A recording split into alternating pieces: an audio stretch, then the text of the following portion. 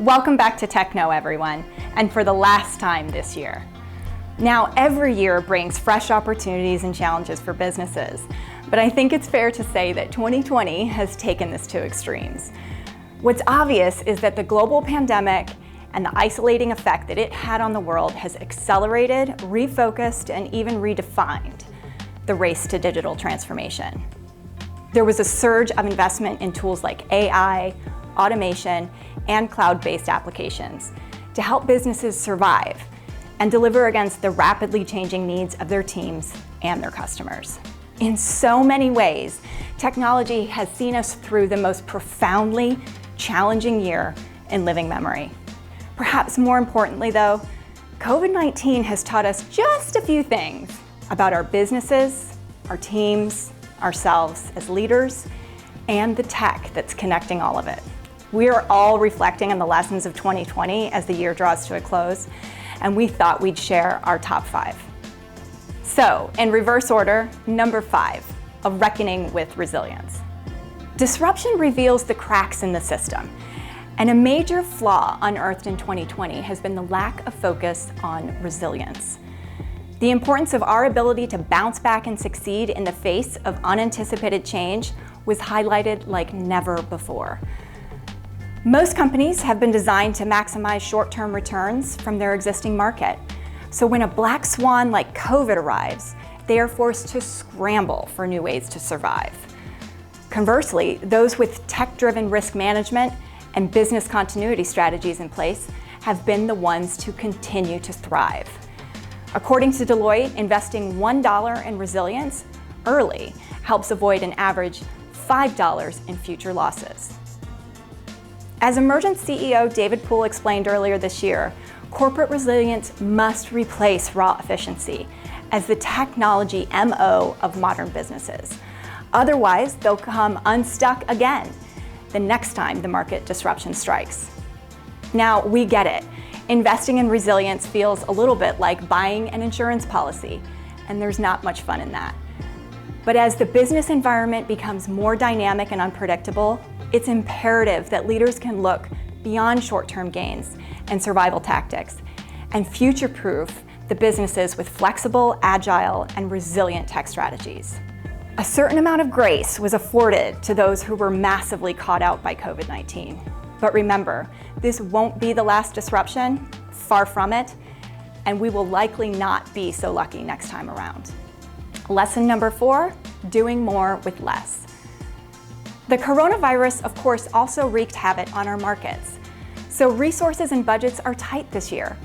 At the same time, customer demands are certainly not shrinking. So businesses have to find ways of doing more with less.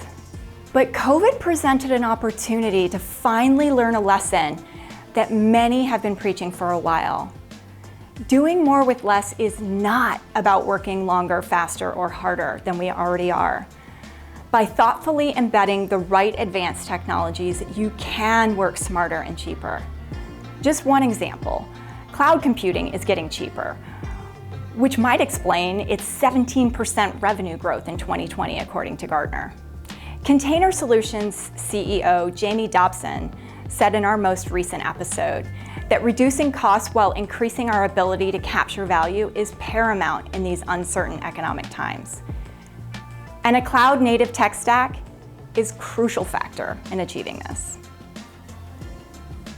Lesson number 3, stop papering over the cracks. Even when faced with fast-moving disruption, businesses need to ensure their technology initiatives tie into a strategic vision rather than papering over the cracks. As we found out in our hyper-automation two-parter, too many companies are getting caught up in silos and proof of concept loops and failing to achieve that scaled up automation. According to Forrester, automation will become business imperative in 2021. So business leaders, you better get your strategic hats on. Lesson number 2, ethics in technology. Is the penny going to drop? Time and time again in recent months, we've seen modern technologies come under ethical scrutiny, whether for questionable data collection methods or biased algorithms. This is damaging not only to real-world outcomes, but also to public trust in technology as a whole. Alarmingly, Gartner predicts that by 2022, 85% of AI projects will deliver errors due to bias in data, in algorithms, or in the teams that are managing them. My conversation with Kit Aweavu was a fascinating look at the ways in which business leaders can act now to safeguard stakeholders with fairness and equality in technology. Could 2021 be the year that business leaders do a little less talking and take a lot more action in this space? We certainly hope so.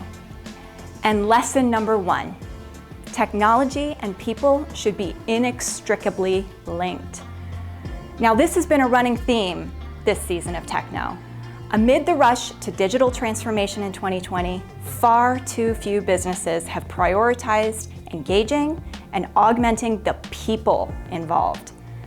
Over a quarter of companies acknowledge that people are overlooked when planning and executing transformative projects, according to IFS. This is unforgivable. Here is the thing. Every single technology project should start and end with the questions of how it will benefit people, what their pain points are, and what their experience of interacting with the tech will be like for them. If you are not asking those questions early and often, you are missing the entire point. And as part of any strategy to meaningfully embed people-centric technology within a business, we desperately need to develop leaders' digital acumen so they can not only keep up with change, but be the drivers of it. The big question leaders need to be asking is, how can new and emerging tools help us to provide the experiences our customers and employees are craving? After all, people are at the heart of all of this disruption, and they will be at the heart of the recovery as well. All right, so 2020 has been a wake-up call for business leaders, and those that fail to respond could be endangering their organizations. Will those business leaders take the lessons of the past few months? It's all to play for in 2021. Well, that's a wrap on TechKnow for 2020. We'd love to hear from you. What are your big tech lessons from this year? What would you like to see us cover next year? In the meantime, here at Emergence, we're wishing all of you an uneventful and restful holiday period. You have earned it. See you in 2021.